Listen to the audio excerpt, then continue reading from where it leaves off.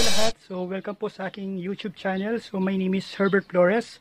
So, sa video na to, gusto ko lang i-share sa inyo yung naging resulta ng aming pagtatanim. So, after 2 months, yung aming mga tinanim na gulay, medyo malalaki na at namumulakin na at namumula.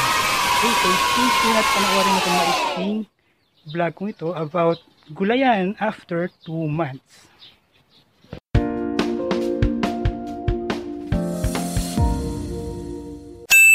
Okay, so eto na. So actually nung nagtanim kami, wala pang ganito yung balag kung tawagin. Okay, so dito kasi dito akit yung mga gulay tulad ng ampalaya. Okay, so yun. So pupunta tayo dun sa pasukan. Itong aming gulayan sa bakuran.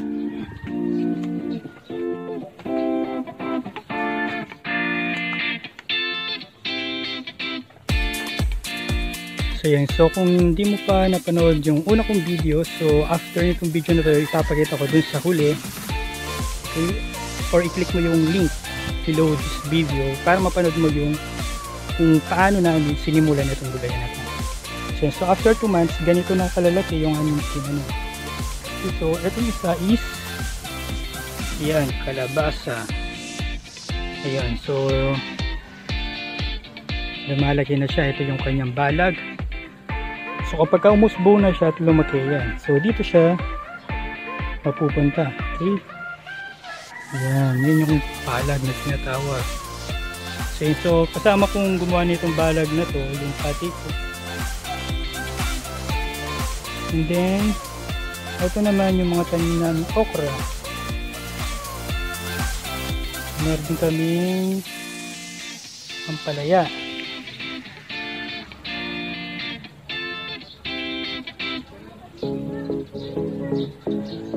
So malalaki na yung aming mga okra. So within 2 months, actually yan palagi ko siyang dinidilig. So right now kasi maulan na, so hindi na masyadong dinidilig. So sa paggugulay kasi, sa paggugulayan, hindi maiwasan yung mga sumisira sa ating mga gulay. Tulad nito, sumisira yung mga dahon. So kailangan din is consistent din yung pag-spray mo ng mga insecticide. Diba? So ang masarap dito sa probinsya, diba, fresh yung mga gulay. Lalo na meron kang maliit na lupa sa likod ng bahay nyo, so pwede mo siyang tamnan at akinabangan, diba? At least hindi ka nabibili ng mga gulay. Yeah.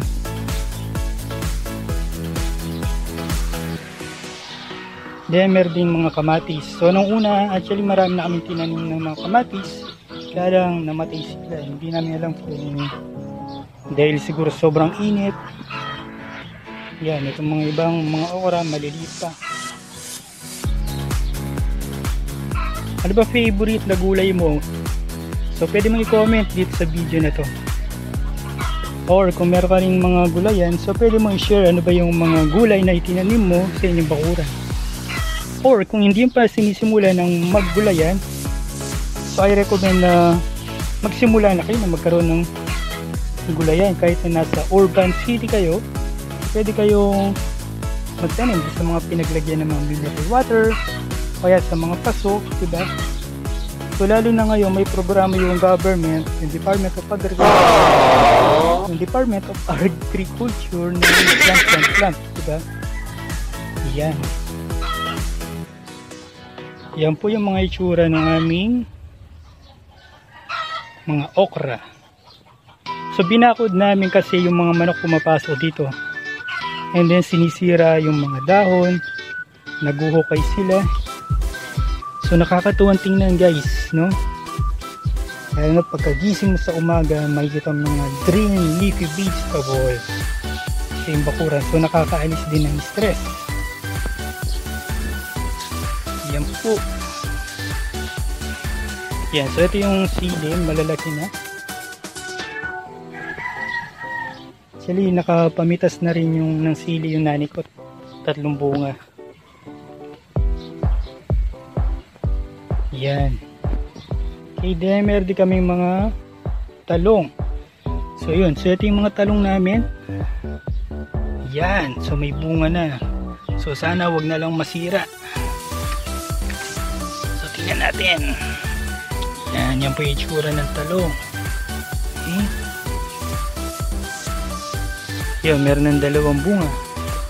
So yung dalawang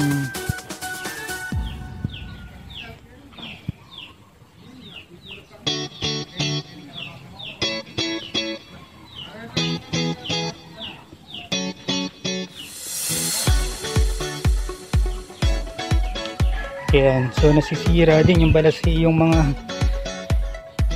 talong. So sa Kapampangan kasi balasenas.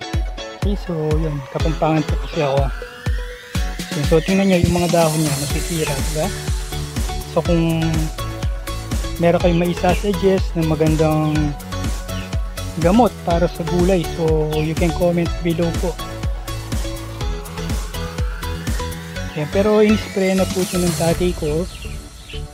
Pero until now, yan po yung nangyayari. Or siguro sa lupa.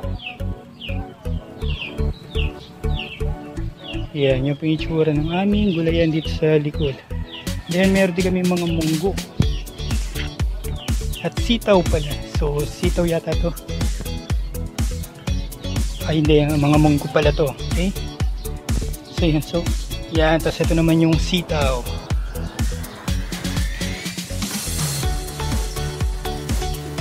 Yan, ito yung mga okra.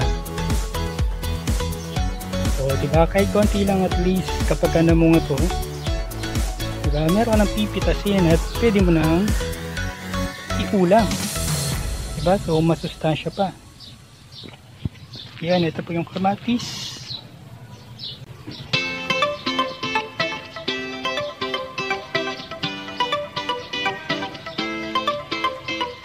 Yan, ito po yung sili.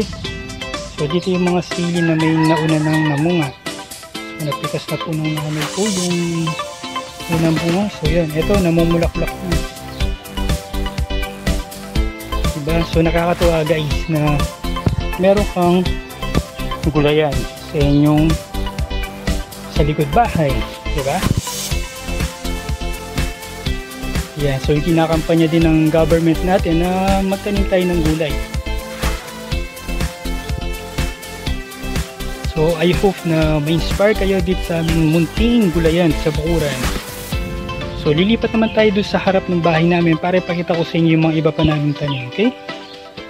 So nandito naman tayo ngayon sa harap ng aming bahay para ipakita ko sa inyo yung mga ibang tanim na tinanim namin ng aking tatay.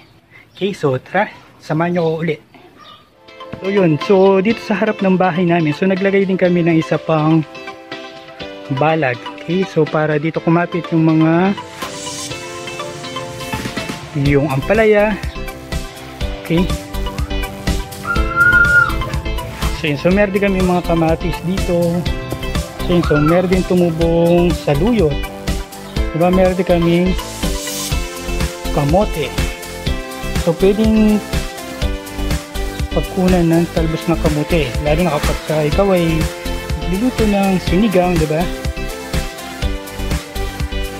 So yan.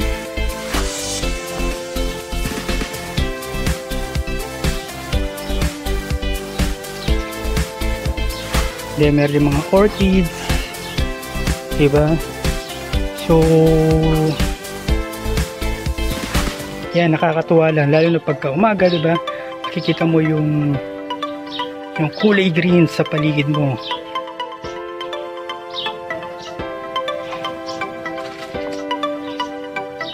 So yan, so ito pa, so sa Kapampangan tinatawag tong apalya, kay ampalaya. Yan, so may mga bunga na siya. So nilagyan ng plastic ng nanay ko para hindi pumasok yung mga uod o yung mga naninira sa mga bunga. Yan. Yan po ang aming munting gulayan dito sa aming harap bahay naman po. Okay? Yan. So ito naman yung isa. So namunga na rin. Maulan na ngayon, hindi na namin masyadong binibigay.